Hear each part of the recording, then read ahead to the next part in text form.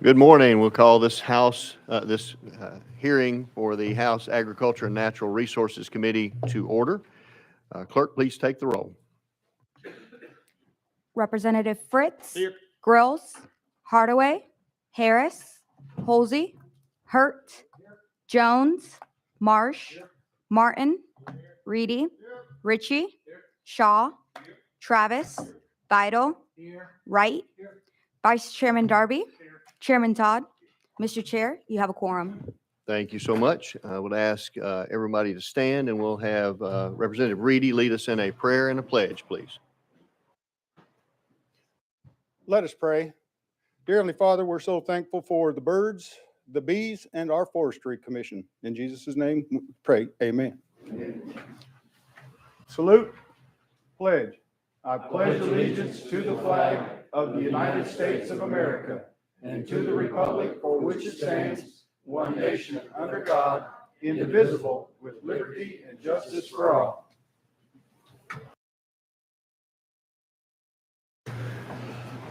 Thank you.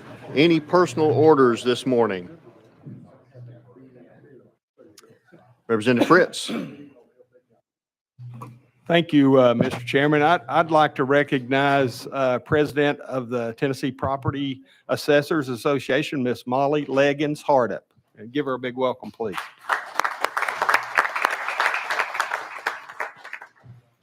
Any other personal orders? Representative Grills.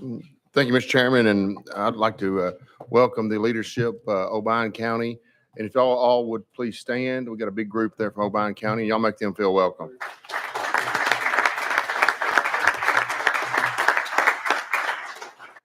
Thank you for joining us. Anyone else?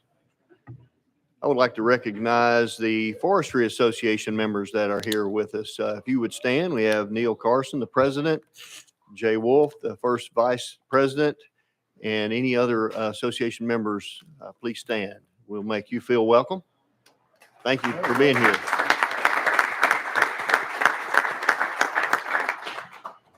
There's also a forestry reception this evening at the Sheraton here downtown at 5 o'clock. Would invite everyone to join us there. Also, we have guests from the Civil Air Patrol here. Miss Katie Cagle has a group with her, and I would like for them to stand, and y'all recognize them. Thank you for being with us today.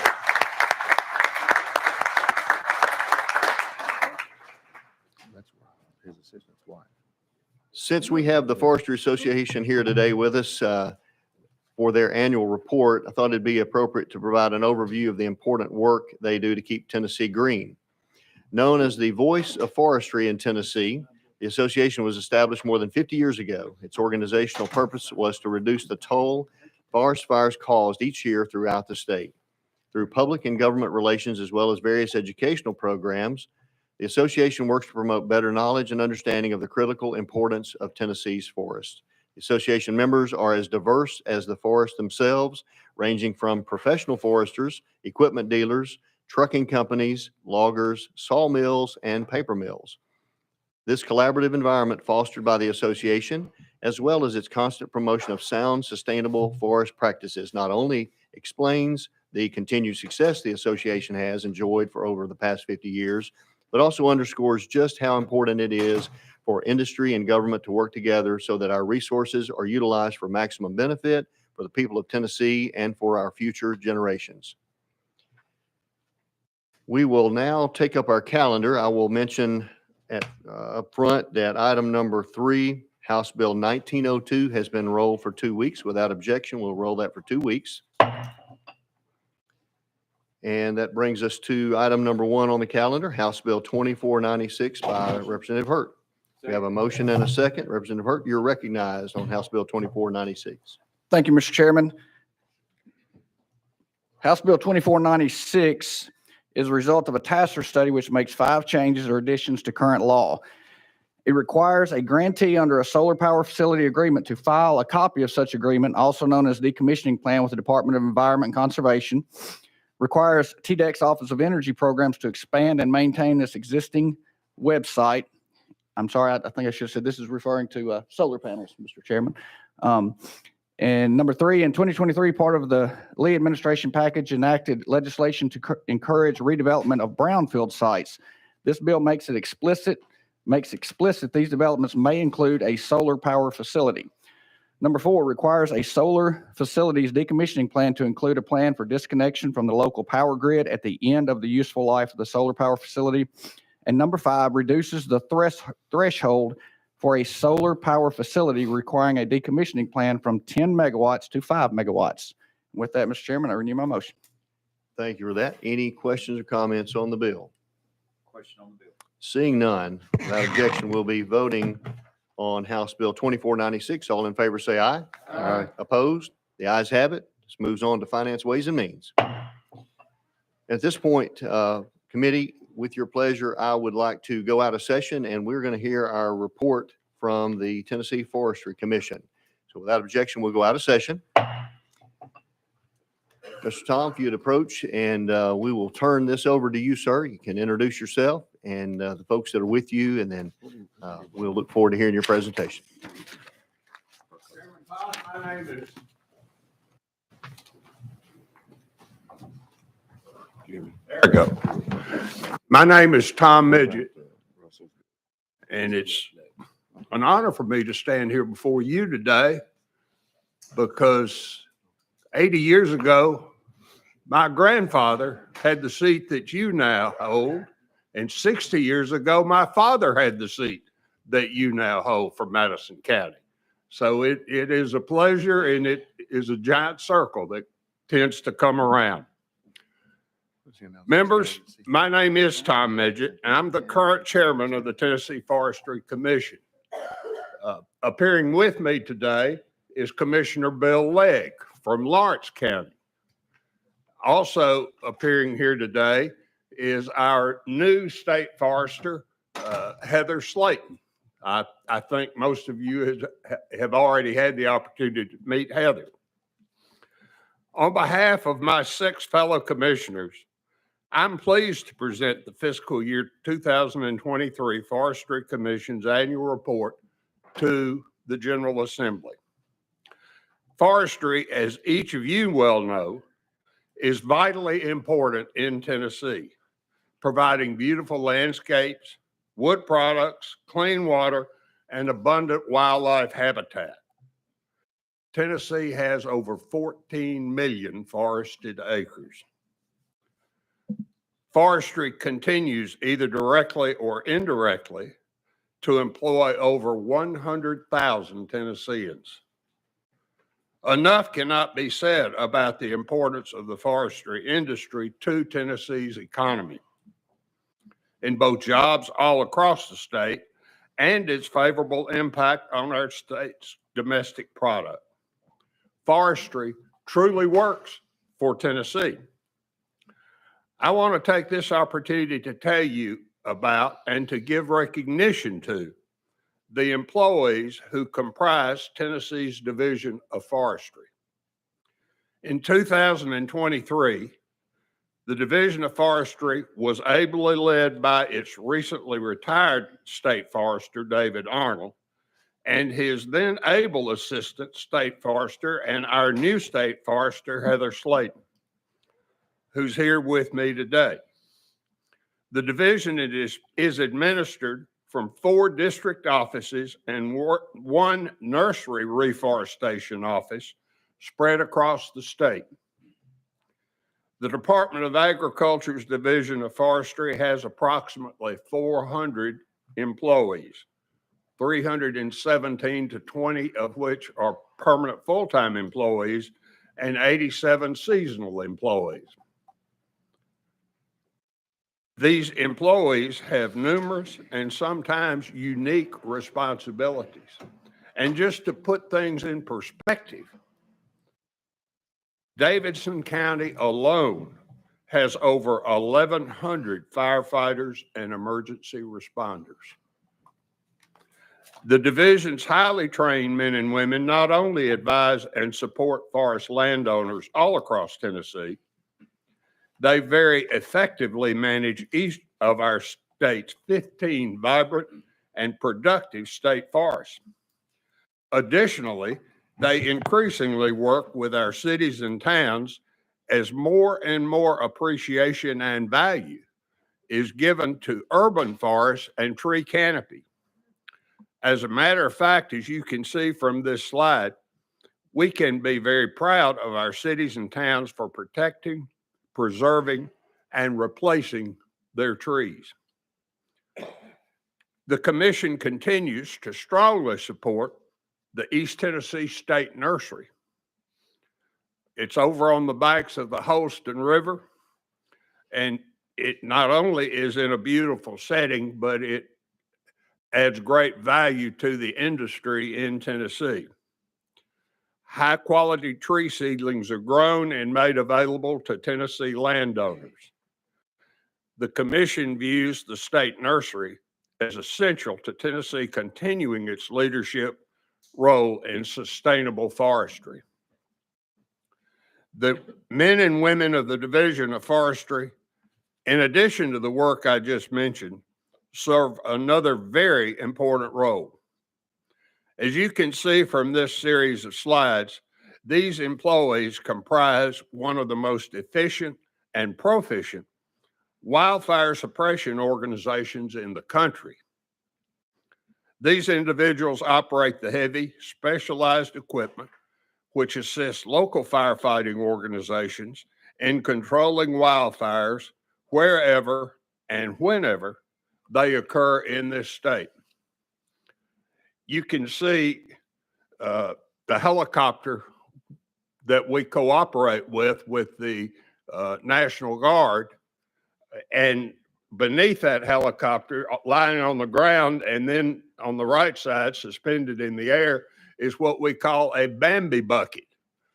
And that helicopter can fly over a lake or a river and drag that bucket, fill it with water, and take that water and release it onto a wildfire. Our firefighters don't choose where or when wildfire occurs in Tennessee. They often have to operate in some very, very tough terrain. In fact, just within the last couple of weeks, we have had teams working in the mountains north of Knoxville as our wildfire season begins in the spring. Hopefully the rain that we're getting throughout the state will help inhibit the start and spread of wildfire, but nevertheless, we still have to be on the ready.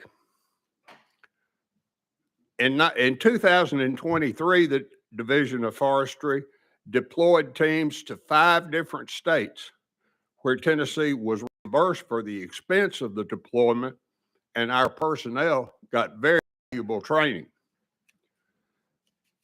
In addition to the firefighting, these same division employees are called upon to assist other state agencies in responding to emergencies in cities and counties across the state, such as cleaning roads, following ice storms and tornadoes, and flood recovery. As I said previously, these employees are dedicated and highly trained to save the lives and property of Tennesseans from inevitable wildfires, whether in the mountains and coves of East Tennessee or the river bottoms of West Tennessee. The Forestry Commission and the employees of the Division of Forestry are grateful for Governor Lee and to you and other members of the General Assembly for including sorely needed salary adjustments in the 2024 state budget. This is enabling the division to retain our well-trained employees and hire new employees in a very competitive market as vacancies occur. The individuals who comprise the Tennessee Division of Forestry are also dedicated in helping every Tennessee landowner enhance and improve the productivity of their forest. In conjunction with Governor Lee's Office of Customer-Focused Government, the Division of Forestry and the Forestry Commission conducted meetings across the state to find out from forest landowners how the division might better serve. As a result of these listening sessions conducted by professional facilitators, the division has sent questionnaires to over 4,500 forest landowners in order to determine how the Division of Forestry can provide more helpful advice and assistance to them.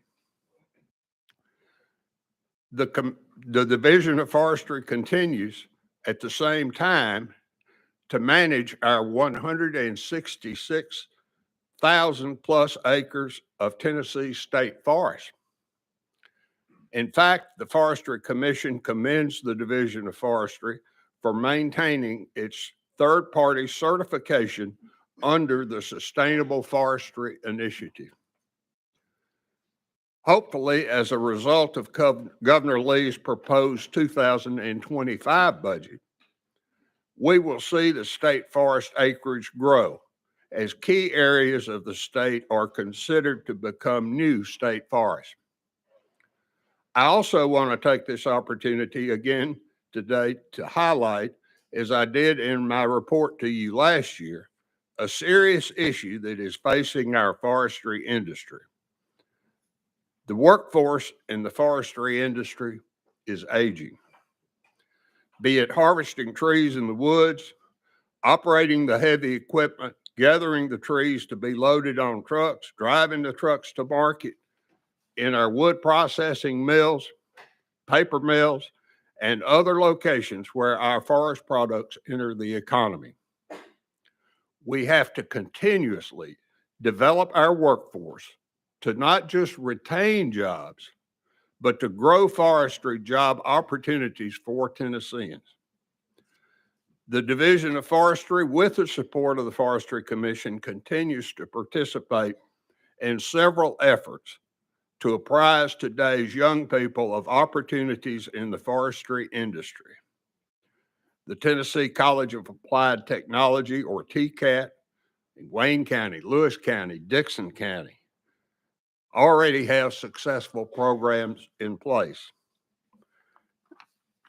I'm going to speed up a bit. The forestry industry is supporting the truck that I hope some of you have seen, the Be Pro, Be Proud workforce development truck that the state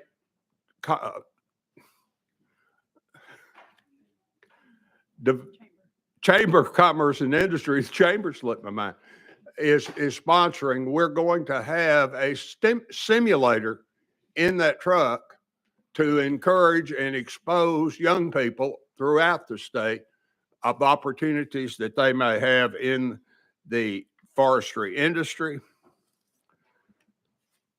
One other point that I want to make to you today, on behalf of my fellow commissioners, I especially want to recognize the Department of Agriculture's Dr. Charlie Hatcher's support of the forestry industry. His commissioner tours highlighting every element of the forestry industry in our state, his hiring specialists in forestry business development, and his strong support of the Division of Forestry in the state budget process is greatly appreciated by the Forestry Commission. Mr. Chairman, members, in conclusion, I cannot say enough about how the employees of the Division of Forestry they're standing at the ready 24/7 to help protect the lives and the properties of their fellow Tennesseans. Just as forestry works for Tennessee, the Tennessee Forestry Commission appreciates how our governor and how you, the members of the Tennessee General Assembly, work for forestry. Thank you very much. Thank you, sir. Appreciate that. And we have a couple of minutes for questions or comments if anybody has any. We do have one. Representative Jones. Thank you so much for your presentation, Mr. Midget. I just had a few questions. I was reading the report, very thorough report, and just had some questions about, you can talk more about the reforesting program. That seemed like a really interesting aspect, the reforesting portion of your report and some of that work. Mr. Midget? Do you have a specific question, Representative Jones? Representative Jones? Oh, yeah, thank you. Yeah, I was just trying to see like what parts of the state is this occurring in? Are these native plants we're reforesting? Just kind of wanting to learn a little bit more and ways that we can support that part of the program. Our state nursery over in East Tennessee ships seedling trees of many, many varieties throughout the state. Many of those trees end up in urban areas. In fact, on Saturday of this week, there will be a ceremonial 1 millionth tree planting down in the Bicentennial Mall just below the Capitol here. I can't speak to individual counties, but as I say, the nursery grows any varieties from pine trees to white oak trees, which y'all are going to see today, and distributes those not only in Tennessee, but throughout the whole Southeast. Thank you for that, Mr. Midget. You have one more? Okay. And Representative. I don't know if this is for the state forester or I did have some young people who are interested in environmental work asking about old growth forests. Do we have any old growth forests in Tennessee? I think this was a great time to ask and kind of learn a little bit about that, if there was any old growth forests and where they located in our state. Mr. We Midget? do have old growth forests in our state. In most instances, I dare say, and I stand to be corrected, in most instances, those are in state parks, in national parks, in the Cherokee National Forest. In a few instances, I'm sure there would be exceptions, but typically the old growth is concentrated. The old growth is concentrated in protective areas because forestry has been an agricultural product that has been harvested in our state since the beginning of time when settlers started to build log cabins. Thank you for that, sir. Seeing no further questions, we appreciate you being here, appreciate the work Thank that you. the commission does and the Division of Forestry for sure in our state, and welcome y'all back anytime. Thank you. Without objection, we'll go back into session. We are back in session, and we have House Bill 2584 by Representative Russell. Have a motion and a second, sir. You're recognized on House Bill 2584. Thank you, Do show Mr. an- Chairman. and, Do show an committee. amendment. I do. It's 014433. I see that, and it rewrites the bill, so we'll need a motion and a second on that. We have a motion and a second, sir. Without objection, we'll vote on this amendment. All in favor, say aye. Opposed? The ayes have it. The amendment goes on the bill. You're recognized on the bill as amended, sir. Thank you, Mr. Chairman. The committee, House Bill 2584 prohibits the Department of Environment and Conservation from charging a fee for an aquatic resource altercation permit to a local government for emergency infrastructure repair or for maintenance activities necessary to replace or otherwise maintain a culvert. So in Corntassel, Tennessee terms, it's where a county government don't have to pay for a tile permit. Okay, any questions on this bill? Seeing none, if you're ready to vote, we'll be voting on House Bill 2584. All in favor, say aye. Opposed? The ayes have it. Moves on to Finance, Ways and Means. Next, we have House Bill 1890 by Representative Grills. Have a motion? Have a motion and a second. Representative Grills, you're recognized on House Bill 1890. Am I good to step here? Sure, absolutely. Thank you. Thank you, Mr. Chairman and committee. This legislation creates the Tennessee Farmland Preservation Fund to protect one of our most vital economic contributors, and that's agriculture. Currently, Tennessee is ranked third in the nation for land loss to non-agricultural development. To prevent the future loss and to help support our farmers, the Farmland Preservation Fund will allow agricultural landowners to place their land into an agricultural easement by entering into an agreement with the Department of Agriculture that states that their land will only be used for agriculture and agriculture-related development. And in return, the landowners would receive a cash payment for the length of the time that this easement is on that property. And with that, Mr. Chairman, I will renew my motion and answer to the best of my ability any question the committee may have. Thank you, Representative Grills. I do show Amendment 1 on this bill. That You are we probably need to, it looks like it rewrites the bill. Is that correct?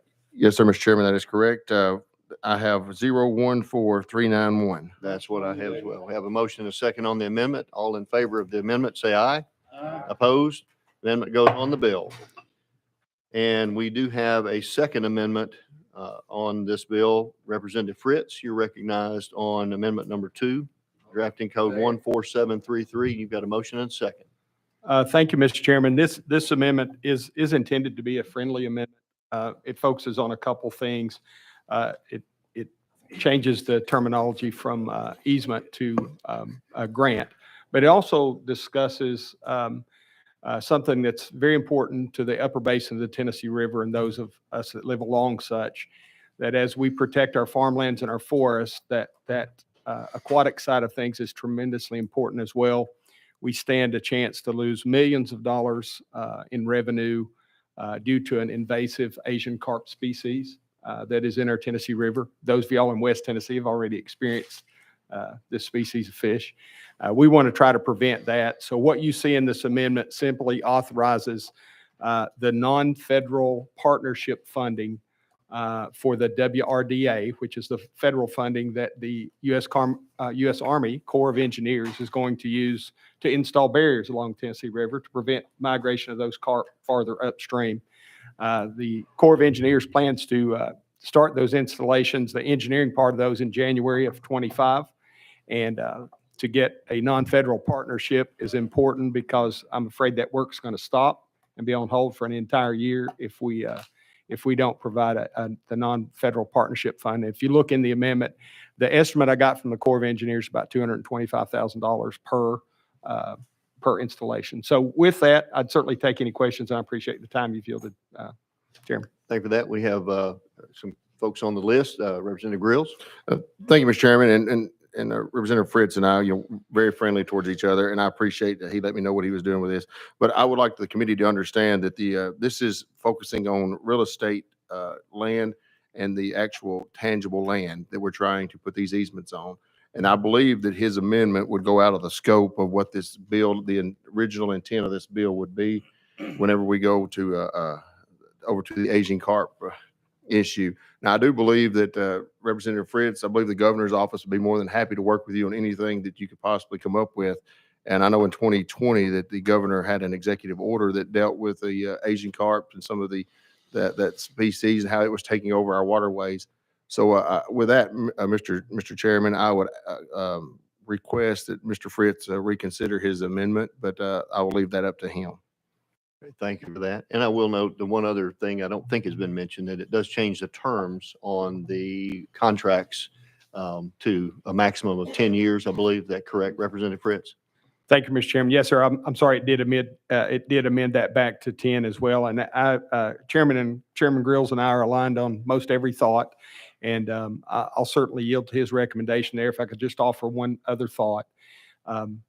The importance of this and how the interrelatedness of the value of our property along the Tennessee River does have an impact on the forest and the farmland. And so that was, again, I concede to Chairman Grills on his comment for the appropriateness of this.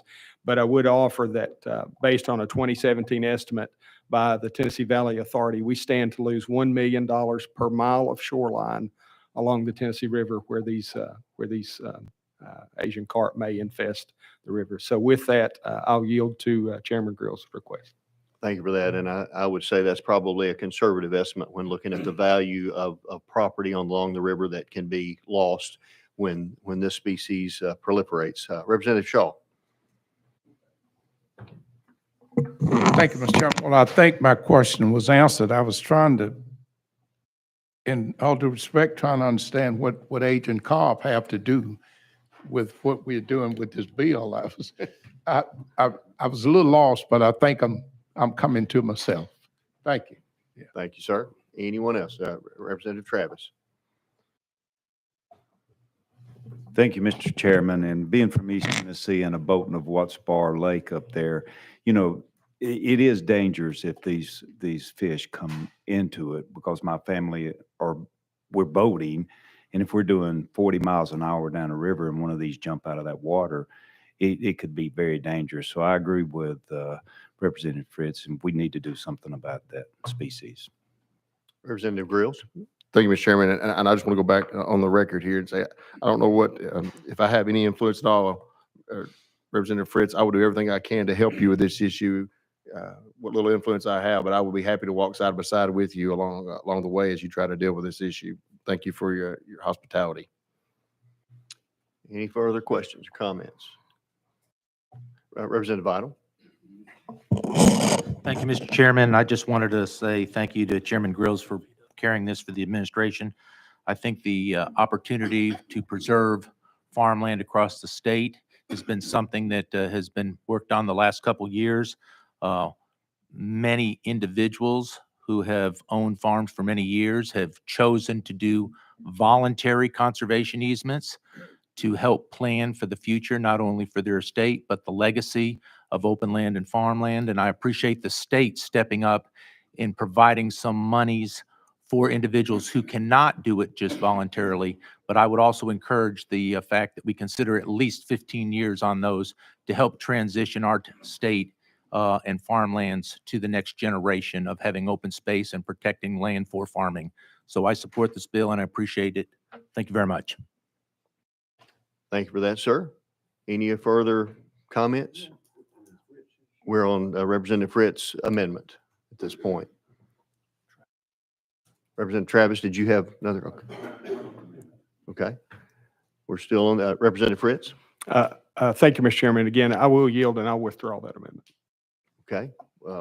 The sponsors requested to withdraw the amendment. Any objections?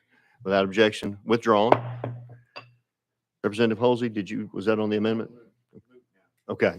We have another amendment by Representative Ritchie. Do I have a motion on that amendment? I have a motion and a second. Representative Ritchie, you're recognized on Amendment 3. Thank you, Chairman. And sponsor, thanks for bringing this legislation. My concern came from hundreds of phone calls. If folks end up signing on to these easement contracts, it's in perpetuity. It's for life. It does not go away. So through those concerns, whether it's from a child or a grandchild or somebody down the road, that contract is still there in place. Wanted to put some guardrails in place when it comes to these contracts. Through conversations with stakeholders, they said that we start seeing the value around year 15. And that's why the language inside of the current bill says 15 years. So what I just ended up doing on here, real simple, put a 10-year minimum with a 20-year max. And then that 20 years could be redone again at the end of that. So if the overall goal and objective is for it to go on well beyond the 20 years, they would still have this, but that contract could only go for 20 years. So it would put a hurdle in there so that it's just not in there forever. With that, I yield for any questions. Okay. Anyone have questions on the amendment? Representative Grills. Well, thank you, Mr. Chairman. And I too appreciate Representative Ritchie. And I just want the committee to understand that the private property owner has the ability right now, if this bill passes, to put a term on their property for the duration that they feel is best for them for this easement. And if you were to handicap them and say, if my dad wanted to put one of his farms in with this easement on it and put it in there for 30 years, that amendment would not allow my dad to do that. But my dad would have the ability as a private property owner of his own free will to choose which term he would best like, and it would be best suited for he and his family. So with that, I will ask that this bill or this amendment be laid on the table. Is that in the form of a motion? Yes. All right. We have a motion and a second to lay this on the table. Any discussion on that? Seeing none, we'll be voting to lay it on the table. All in favor, say aye. Aye. Opposed? Ayes have it. That amendment's laid on the table. We're back to the bill as amended with amendment number 1. Representative Marsh, you're recognized. Thank you, Mr. Chairman. And I'd like to ask a couple of questions to the sponsor of what do you see the size of the land And how much per acre? And would it be yearly or a lump sum? Just Representative some Grills. particulars on where you see this working. Thank you, Mr. Chairman, and thank you for the question. My idea would be that this would be an annual payment. That's what I would prefer. We would give, what this legislation would do, would actually give the Department of Agriculture the authority to promulgate rules. And different terms may have different needs and different desires. And when they have those contracts, the Department of Agriculture will, in consultation with the person they're working with, work those contracts out on an individual basis. But the promulgation of rules will be what determines that. And the promulgation of rules will also have to come back before the GovOps committee before those rules can actually go into effect. Representative Marsh. One last question. Would there, if you do sign up for 20 years, is there any way out? Representative Grills. Thank you, Mr. Chairman. And yes, if you'll go to Section 1, subsection H, in the event that the owner of the land subject to an agriculture easement dies or becomes disabled, the department may release the owner or the owner's heirs from the agriculture easement in a manner established by the department in rule. So we have instructed the department by rule to develop a package of rules that would allow the landowner in certain circumstances to be able to remove this easement from their property. I think Thank that you. provision has probably been worked into this amendment based on the concerns of the That's correct. committee. That's correct. Representative Marsh. Okay. Representative Travis. Thank you, Mr. Chairman. And going back to the death and disability, that is a big plus for me. That's why I will support this amendment today. And I appreciate the administration doing that for us and making it a better bill. But I also want to say what I said last week, that I would like to see the Agriculture Department, when this is all set up, to come and give us a report next year in this committee on how it's working and what the rules are. I think that'd be a great idea. Representative Hurt. Thank you, Mr. Chairman. And as we've heard, and in discussions in my office, the rulemaking process of this legislation is huge.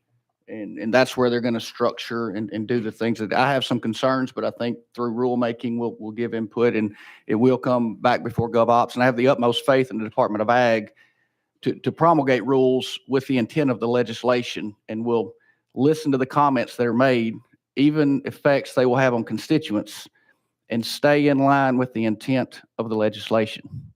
Thank you. And Representative Halsey. Thank you, Mr. Chairman. I just wanted to say I appreciate Chairman Grills and Chairman Todd. When this first came out, scared me to death. Looking at what the federal government's doing and the land grabs that's going on, it scared me a great deal. And I'm jumping up and down, waving my flag, and I fussed about the language of a servient. And you took that out, and I fussed about, didn't want any government money tied to this, just state money, and you fixed that. And then I worried most about selling or transferring, or the state divesting itself of this program and be bought up and end up with an NAC type deal, and you fixed that.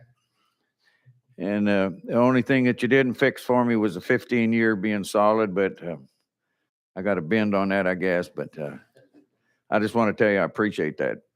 Took a great deal of fear out of a whole lot of people's hearts about it. And we appreciate your expressing those concerns of your constituents, sir. Representative Grills. Thank you, Mr. Chairman. And Chairman Halsey, you and I were on the same page about that, and some of the fears you had, I had. And that's what the legislative process is all about, and making sure that we get the best possible legislation for the people that we serve. And I just want to go back and look at the Section 1, subsection I, and it deals with the Department of Agriculture. And I just want to reiterate this. The department shall not sell, transfer, release, or otherwise divest an agriculture easement acquired pursuant to this section. The department shall not transfer the management of an agriculture easement acquired pursuant to this section, including to an entity with the primary purpose of actively managing, maintaining, restoring, or as applicable, and growing the value of natural assets and their production of ecosystem services. we feel like we have built the box extremely tight, very tall, and put some parameters around it to protect it. So our goal is to make sure that the Tennessee farmers have the ability to continue to grow the safest food in the world and for the least amount of money that you can purchase it for. So the American farmer, the Tennessee farmer, we do a real good job of growing food and producing it on a mass level for a lot lesser price than they have to worry about in the rest of the world. One thing I will add for the public's benefit, through this process, a lot of different concerns have been brought up and addressed. And I want to make sure the public knows that these concerns are based on our knowledge that we're building this box, as Representative Grill said, for many generations to come, not just the one we're living in. We trust the administration that we have. We trust the Department of Agriculture, the leadership that we have, the commissioner and deputy commissioners, explicitly, but we know they're not going to be here forever and we're not going to be here forever. So this committee's been dedicated to vet this process and make sure that this is the best language possible to protect landowners in the future, and deal with what we have on our plates at this moment. So I certainly wanted to get that on the record, that our trust in the administration that we currently have is solid as a rock, but we want to make sure that every future generation and administration abides by the same intent that we intend for from this committee. Next on the list, I have Representative Ritchie. Thank you, Chairman, and thank you, sponsor, for all the work that's been put into this, and echoing what the chair just mentioned as far as for building this box out. We've got faith in the administration and the departments that we've got right now. My biggest concern still comes right there inside of Section H, because of building that box out and who we have now. It says, in the event that an owner of land subject to an agricultural easement dies or becomes disabled, department may. I think right now they would probably end up letting them out to the heirs, but it says may. It does not say that they shall release them from the contract. That was why the intent of my amendment on there was to put a maximum limit.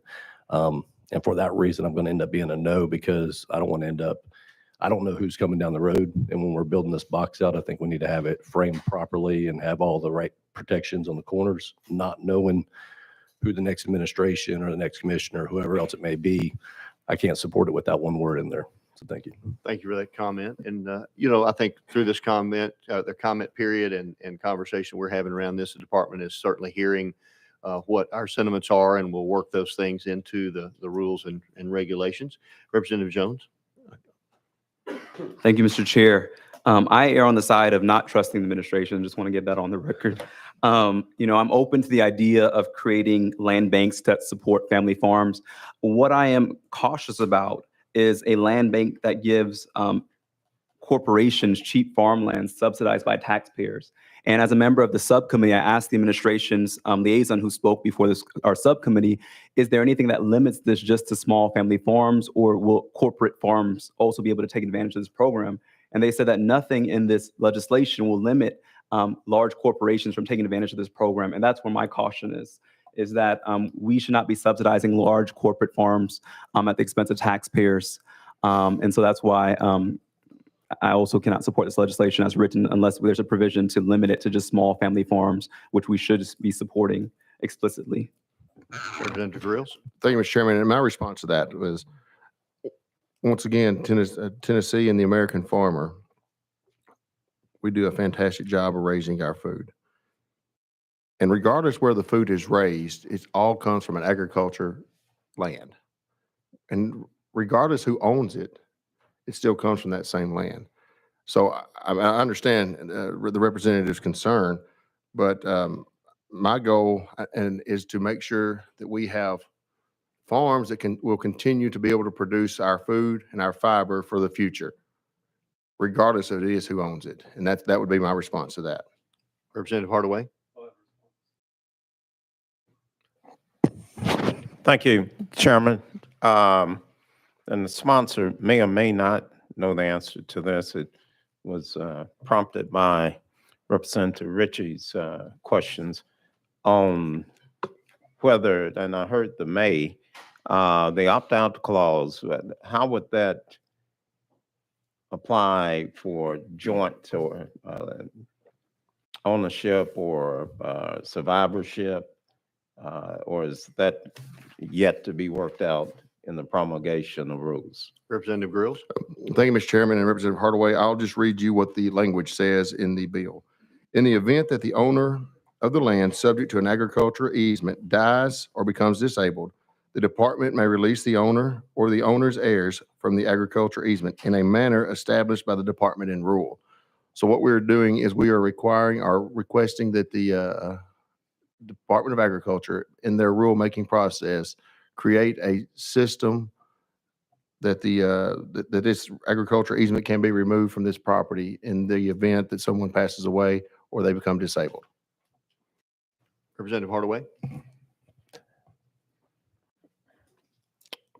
Okay, so I didn't hear the situations that I suggested addressed. So would those be addressed in the promulgation of rules? Representative Grills. Yeah, I would say yes, but if you would give me the specific situation one more time.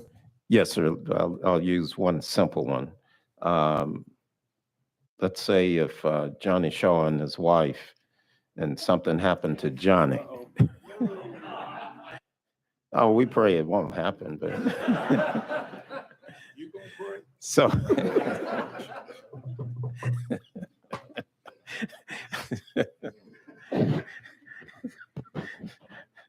That's good. I really am going to pray now, sir. But if something happened to the husband or wife, and they wanted to opt out, is that going to be something we address in the rules? Representative Grills. If they were to become disabled or someone were to pass away, and that would be the instances where they could do that. Once there is a contract that's signed or an agreement that takes place, both parties should honor the part that they've agreed to. They went into this thing by their own free will. No, they were not coerced or required. They went into it by their own free will. And when you go into something on your own free will, there's certain obligations that you have to meet because you've entered into that agreement. Now, if you have something happen, become disabled, or there's a loss of life, then there would be a way out for that landowner or the heirs of that land. Representative Hardaway, any follow-up? Yeah, just one last scenario, and I'll probably need to get with legal on this.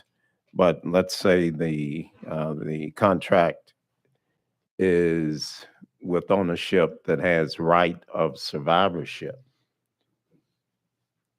And I'll leave that right there and take it up with legal later. Thank you, Chairman. Okay. We have Representative Jones will come back to you, sir. Thank you, Mr. Chair. I just wanted to respond to something that the sponsor mentioned, that, it doesn't matter who's producing the food. It's just, we're trying to preserve the land.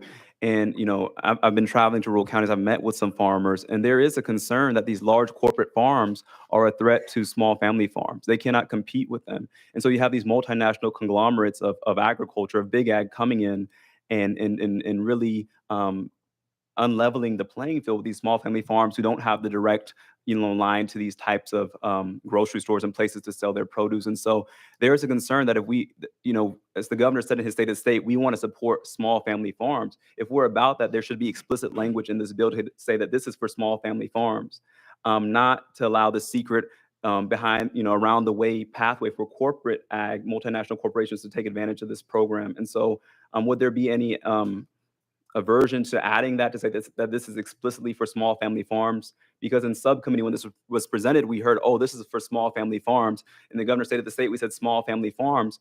But now when we asked about the bill, they said, oh, no, it's for everyone. And so I'm just trying to understand the dissonance as to how we got from the rhetoric, which was about small family farms, to saying this is for everyone, including large multinational corporations. Representative Grills, you might go back to the original intent of this. And that's what I was going to do. I would just want the committee to recognize that the district that I represent, we are responsible for 10% of the gross national, the GDP, as far as the agriculture GDP of this state. And I don't know those multi-corporational farms that you're referring to, but I do know a lot of family farms in my area that produce that 10% of the GDP when it comes to agriculture in this state. But if you would referring back to the actual language of the bill, Section 1, subsection A. It is the intent of the General Assembly to preserve farmland and forest land in Tennessee without limiting the ability of farmers and foresters to use their own property for their agricultural pursuits. The General Assembly intends to secure the economic, environmental, and social benefits of farm and forest land for future generations. The General Assembly further finds Tennessee history and culture to be positively impacted by agricultural endeavors and believes preserving farm and forest land will provide food security for generations to come. And I think whenever you see that these residential areas and commercial areas are growing up, are showing up everywhere, some of the families look at this and they see the economic benefit of what they can do for their family, and they say, well, we're just going to sell our farm because we can put a Walmart on it or a Lowe's or houses. But if we can create this fund and these people would have a little bit extra money on an annual basis coming in, it may make that farm more sustainable. So that would for the years to come. So therefore, they wouldn't have to sell out. And that is the goal, to make sure that we have more farmland in 15 and 20 years than we're projected to have now. And that's the goal of this legislation and the intent of this legislation. Representative Jones? Thank you. I mean, it's a beautiful thesis, but I'm looking at the legislation, and there's nothing in the legislation's language that prohibits large corporate farms. So would you be adverse to adding that in the language to say that this is only for small family farms and to have that type of limitation in there, so that we can just be clear? Because I agree with the thesis that you read. It was a nice whereas statement, but I'm looking at the actual legislation, and in the legislation, is there any provision where we can add it to limit it under a certain scope, as that this is for small family farms or a certain amount of acreage? Is there anything in there that we can add that to, that you would support? Representative Grills? Mr. Chairman, thank you for that. And I don't know where we would add that, and I don't understand why we don't already have that in here. I feel like we're beating a dead horse. I feel like we're already there, and I don't understand the multinational, whatever the farms that you're referring to. You're not giving specific names. You're just using general talking terms there. So what would you give me a reference what you're talking about? Because I can give you different names of the family farms in my district, and I can give you several of them. Representative Jones? Corporations like Tyson, these large factory farms that are that have distorted our food sources, big ag. I think we know about these things. We've talked about these, I believe, last year, about these multinational corporations. Many reports have been released recently about how a recent article by The Guardian, how America's food giants swallowed the family farms. Across the nation, the rise of factory farming is destroying rural communities, and the massive corporations behind this devastation continue to push forward. I mean, these are articles that are coming out recently as of this month, that you see these large factory farms really taking over these small family farms. And it's just something that I think we have to have the foresight about. How do we protect, small rural farmers? Particularly, I'm also interested in protecting small Black-owned family farms. We only have 10 left in the state of Tennessee, only 10 Black-owned century farms. We've talked about this. And so, my hope is, how do we protect these small family farms from these large corporate conglomerates, these large factory farms that we're seeing proliferate across this nation? Mr. Chairman, Representative Grills? thank you for one more time here. I think the best way to protect them with what we have in front of us is with what we have in front of us right here. Vote for this bill and give them the opportunity to put a agriculture easement on their farm so they can have their farm producing crops for years to come. We have Representative Marsh. Thank you, Mr. Chairman. I have two follow-ups. Now, when we were talking about may versus shall a little bit ago, if you put shall in, if the people die, that means they don't have an option to let it keep on. They've got to do it. And I think the may would give them option to keep it in the program. So shall I think would mess it up. And my follow-up question is, I know this plan is 25 million, and that's one time, the way I understand it. Do you think that's enough? And do you think there'll be any more in the future? Thank you for that. I want to take a little point of privilege here to note, in law, there are already things called trust that property owners use to tie up their property, whether it's funds, whether it's property, whatever, real property, whatever it might be, for numbers of years with no restrictions on it. They are free to put anything in a trust they want to for their heirs. and lock that down for that specific purpose. So I just want the committee to keep that in mind. We're not doing anything really unusual here, except trying to promote the retaining of agricultural land for agricultural purposes. And so I think incentivizing that, that's really all this is an incentive program. So let's keep that in mind with the framework that we're working on here. Representative Grills? Thank you, Mr. Chairman. Section 1, subsection C, it talks about this is subject to an annual appropriations. There is the $25 million of seed money that would actually start this fund. And any dollars that are not used would be left in this fund. They'd be used until they're depleted. But yes, it could be replenished, if you will, on a regular basis or an annual basis, if the General Assembly so wished. Representative Shaw? Question on the bill. We have a previous question and second. We did have some other names on it, but we are on the bill as amended. Any objection to calling the question? Seeing none, we'll be voting on House Bill 1890 as amended. All in favor, say aye. Aye. Opposed? No. Yeah, if you want your no recorded, have the clerk note that. The ayes have it. This moves on to government operations. Next on the agenda, we have House Bill 1054 by Chairman Vaughn. We have a motion. We have a second. Representative Vaughn, you are recognized on House Bill 1054.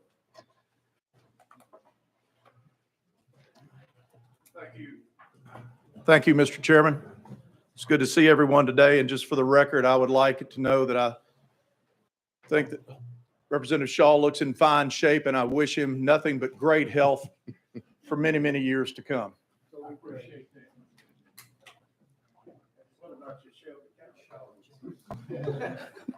Just make sure GA goes first.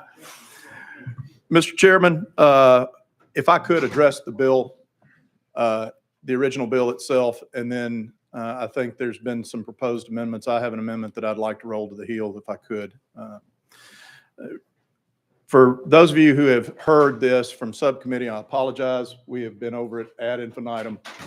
But today, 19 states, including Tennessee, have implemented comprehensive wetlands permitting programs in addition to the requirements set forth by the federal government. In addition to Tennessee, other states on this list include California, New York, Massachusetts, Michigan, Oregon, New Jersey, and Washington, among other. The only bordering state to Tennessee is Virginia.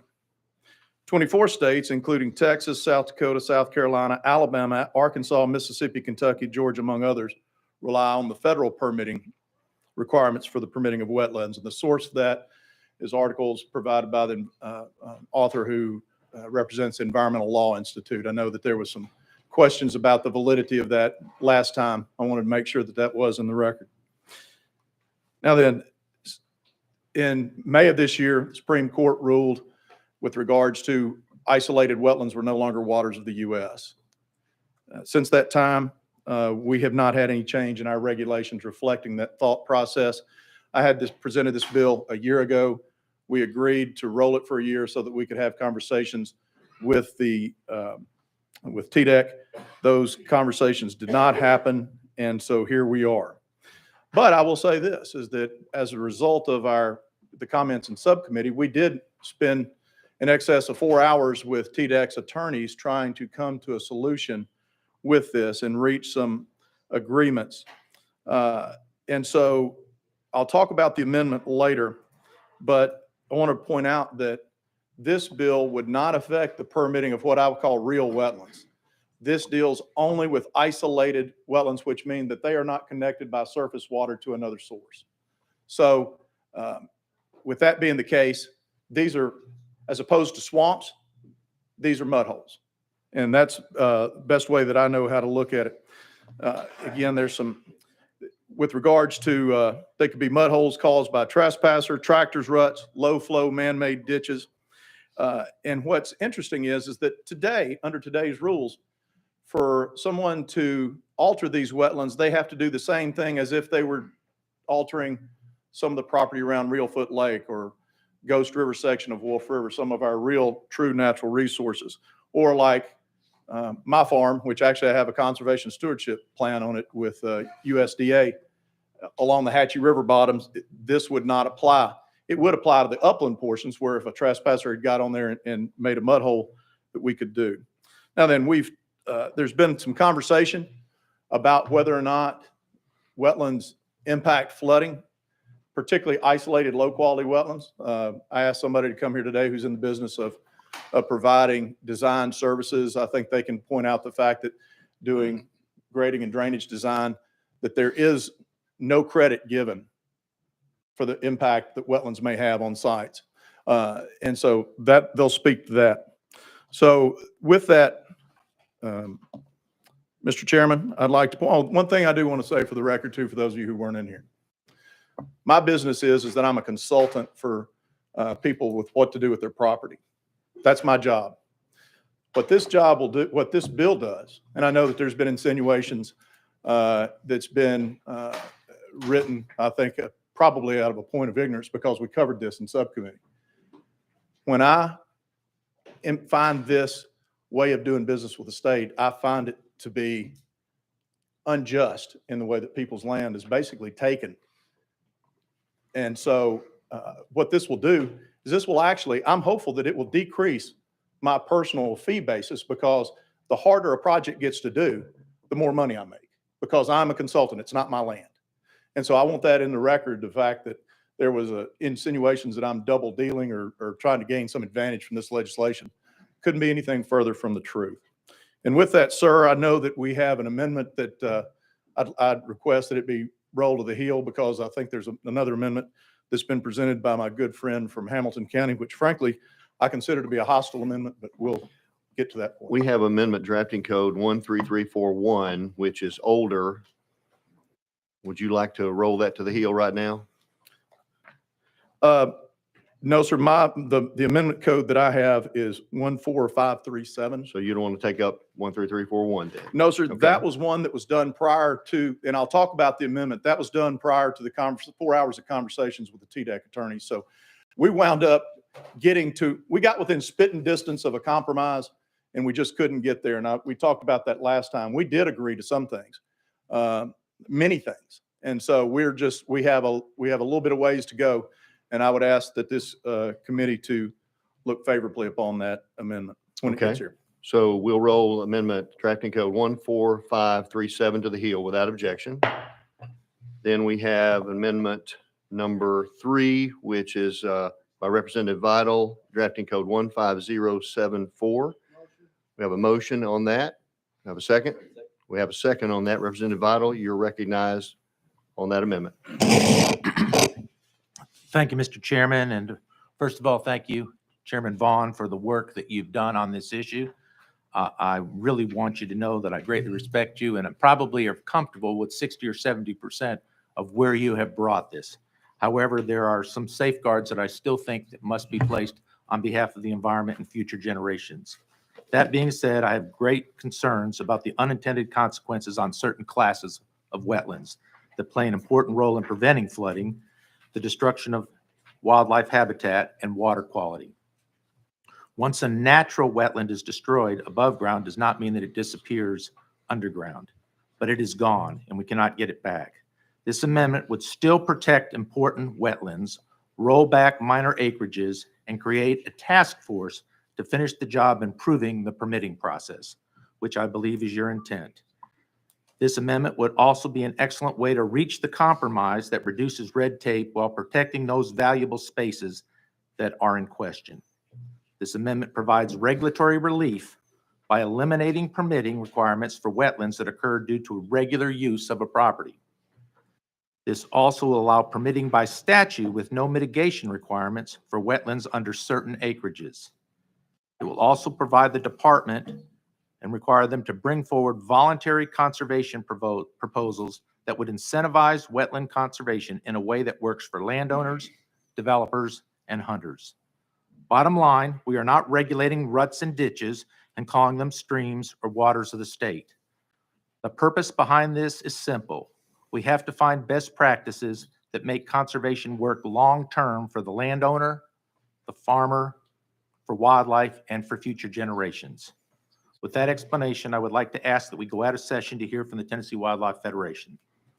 Okay, we've had that request to go out of session, and we have a lot of folks to testify either on this amendment or the bill as a whole. So without objection, we'll go out of session. We're now out of session, and would like to call up, I'm not sure who all, I mean, we've got a dozen or so on here.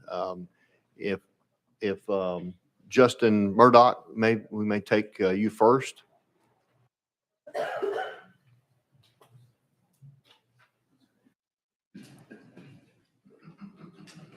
There's a button on there that looks like a little voice symbol. If you turn that on, you can stand there, sir. Just introduce yourself. You'll have 3 minutes to give us your testimony, and then we'll see if there are any questions. Sure. Turned it on all right? Okay. Well, thank you all for letting me talk. I really appreciate it and appreciate all the work that you've done.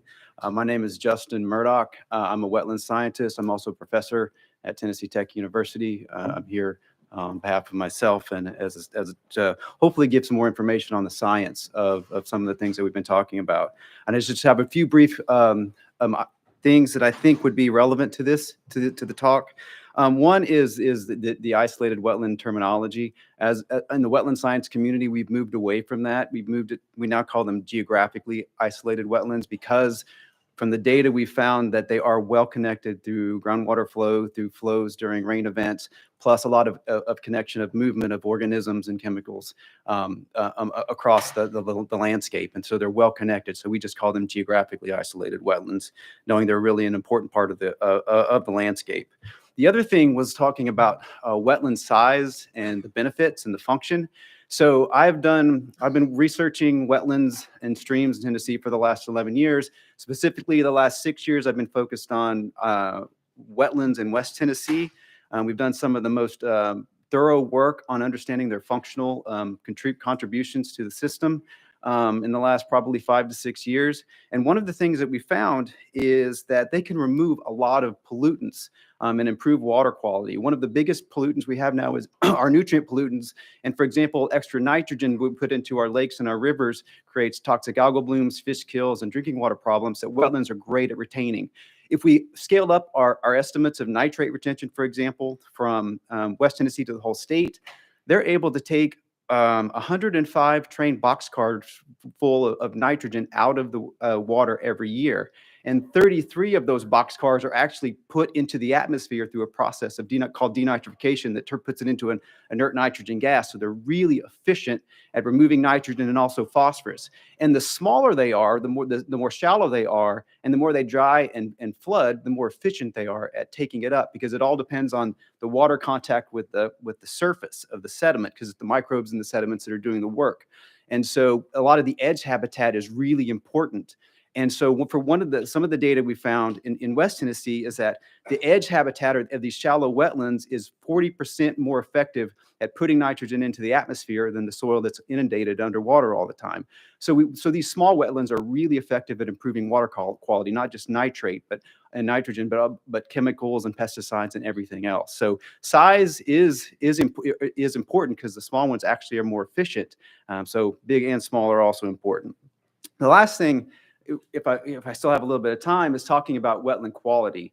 We've paired with other universities to look at all different functions, and our partners at Murray State have found that looking at the low quality wetlands in the area are actually really highly productive in the aquatic bugs, more so than even the high quality wetlands. And those bugs are important at feeding waterfowl and ducks and bats and all the other organisms that are in there. So even though they may not have the plant diversity or the organism diversity, they're doing a lot of function. They're also almost just as good at removing nutrients as some of the more moderate and high quality wetlands. So a wetland is a wetland. If it's wet, it's doing good. It's just a matter of what are you trying to get out of it? What benefits are you trying to get out of it? Thank you, Mr. Murdoch. So, okay. Appreciate you being here today. Do we have any questions for the guests? Representative Hardaway. Thank you, Chairman.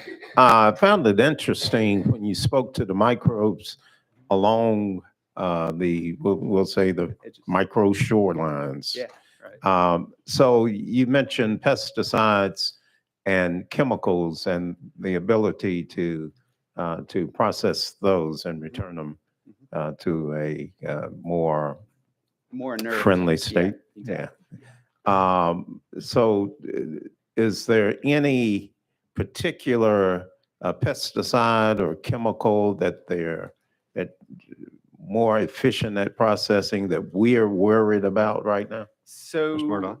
the work that I'm most familiar with are agricultural pesticides, atrazine, metolachlor, those kinds of things.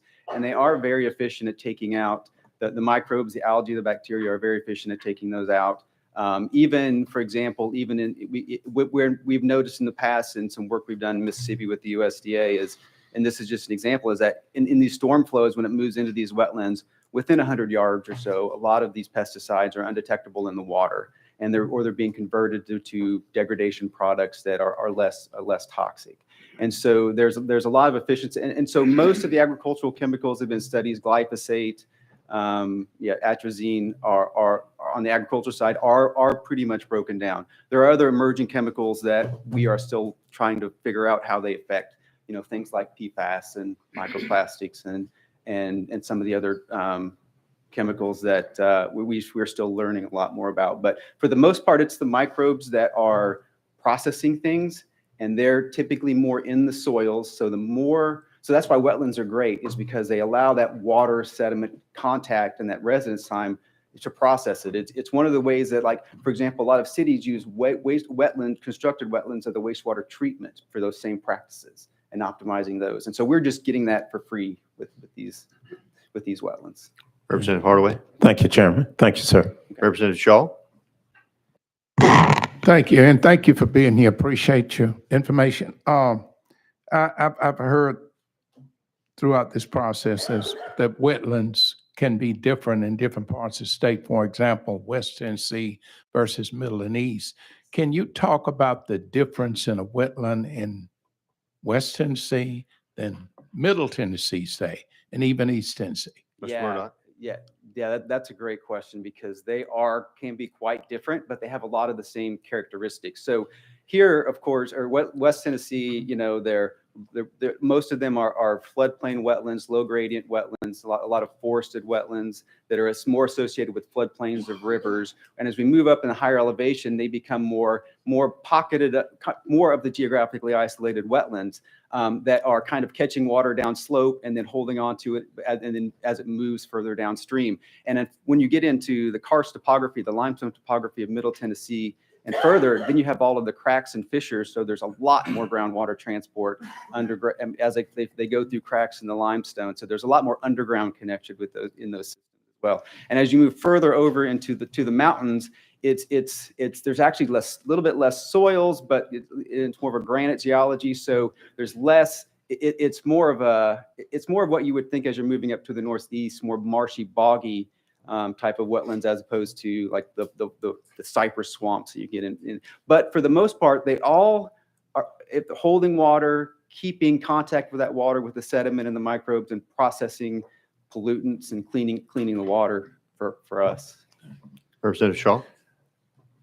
But how then, how would you classify a wetland in West Tennessee the same, say, in East Tennessee, if that's the case? Because what I'm hearing you saying, they do some of the same thing, but the classifications would be different. Am I right? Or help me? Mr. Murdock.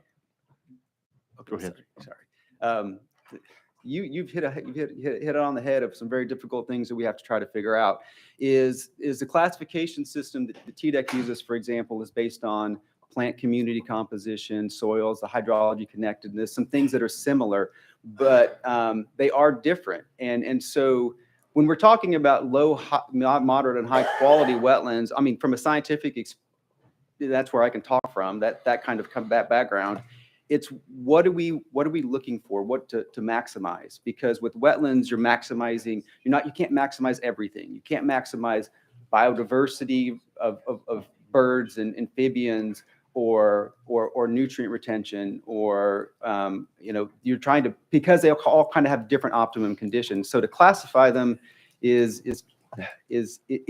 basically, I guess you can classify them by the TDEC standards of hydrology plants. And I think that's probably right now some of the best way to do it, that's most consistent. But there are a lot of other ways to scientifically classify these wetlands. And unfortunately, I don't have a great answer for you on that one. I'm sorry.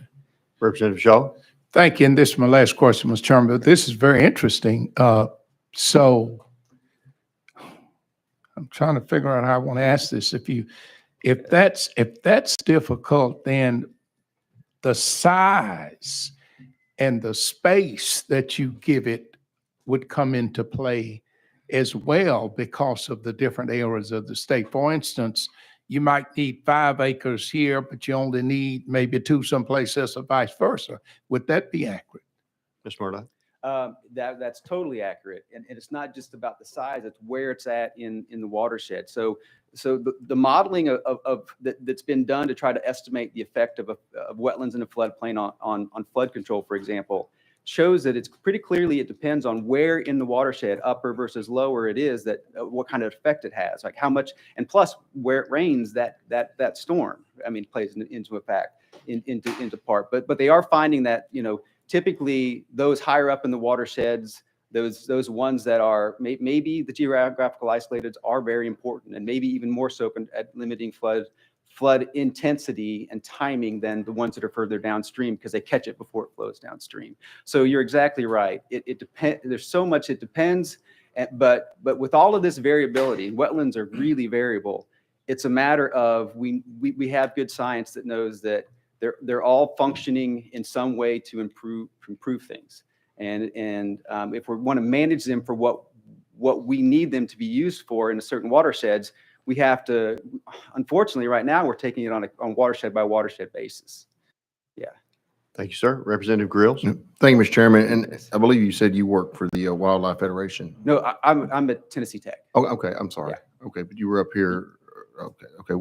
I'm with, they invited me to come and talk, to give some scientific expertise on wetlands. Okay.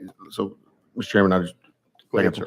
So you're not involved with any organization that would like mitigate or anything like that? Okay, that was one of the concerns I had, because it seems like we have, this thing has become somewhat politicized, and it's this group versus this group, and we're just trying to get to the point of like what's best for the state. Mhm. And want to make sure that the policies that we implement are what's good for the consumer and yet what's good for the environment. And I just wanted to make sure that I understood where you were coming from as a position. Mr. Murdock? Yes, I'm a scientist. I'm faculty at a university, and my impetus here is just relay some science that we know. And I do appreciate that so much. Okay, thank you for that clarification. Representative Halsey? Thank you, Mr. Chairman. Thanks for being here. Here's the long and short of it. Over way down at this end, you can go off the cliff over here of preserving every bug and every flower and every bush in the state. And way over in this end, you have private property rights. And that's where we're at, and that's what the fight is. So what I'm trying to get at is a middle ground that's both responsible, but protects property rights too, and that's where Chairman Vaughn's at. Give me an answer. Tell me how to fix this. Tell me if 100-foot by 100-foot pond is called a wetlands in your book, or is it not? Or where do you get to the place where it is called a wetlands that you need to preserve without saying every pond that's 100-foot by 100-foot is a wetland and you got to get a permit and go through a bunch of red tape to fix it? That's where we're hanging at. So wave your magic wand and fix it. Mr. Murdock?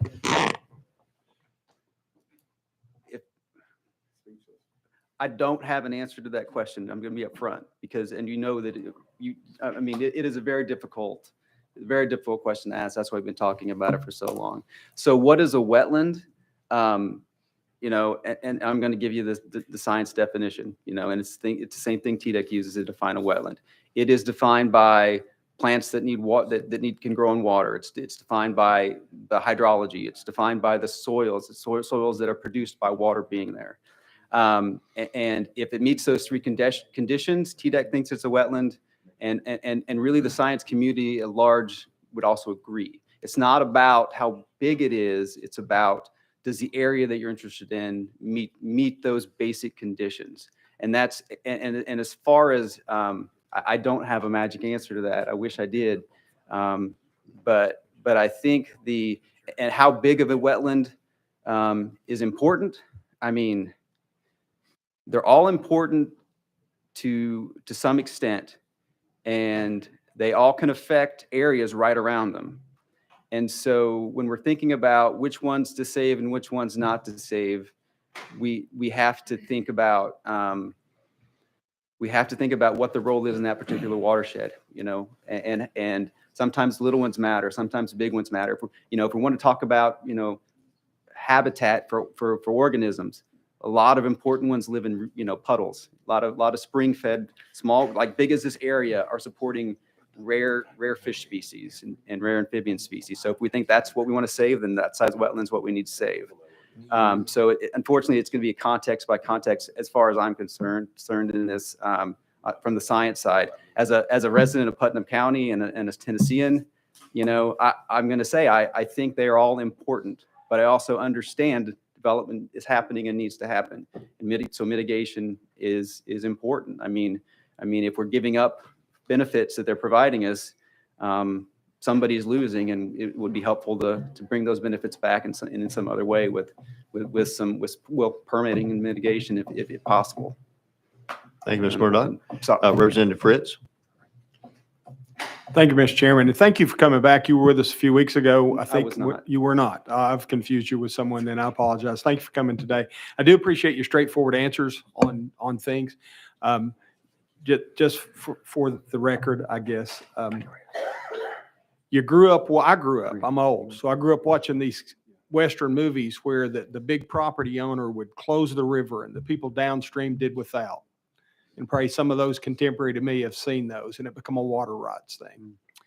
And I certainly understand the protection of the wetlands, but what we got into in those old Westerns and what I think we may be doing here today is infringing on the private ownership rights of the individual by taking too much advantage of those. So I do appreciate your straightforward answers, though. I appreciate you spending your time coming today. Thank you, sir. I don't have anybody on the list for you, but we do have a request for Commissioner Salyers. So thank you for being here with us. We appreciate you taking your time to be here. Thank you for having me. And folks, we have about 3.5 minutes left, and we have a hard stop. So we're going to get this question out, and maybe all we're able to do. Anybody that was on the list to speak today will automatically be on the list for next week as we continue this. So Representative Ritchie, you're recognized. Thank you, Chairman. Thank you, Commissioner, for being here. Can you provide some insight on the TDEC's standpoint on what we've Yeah, heard so far? I am on. Do I identify David Salyers, Commissioner, TDEC? I've been working with Chairman Bond. Chairman, I'm more than willing to come and sit down personally anytime to talk through this more. And this has been really tough. I feel like, in negotiating these things and learning about low quality wetlands, we're trying to get there, trying to get to a place that is best for the state of Tennessee. Low quality wetlands do. I know there's debate over flood mitigation, things like that. I managed the West Tennessee River Basin Authority for 25 years. 2 minutes. 2 minutes. Can I come back next week? Oh, absolutely. Okay, I'll be back.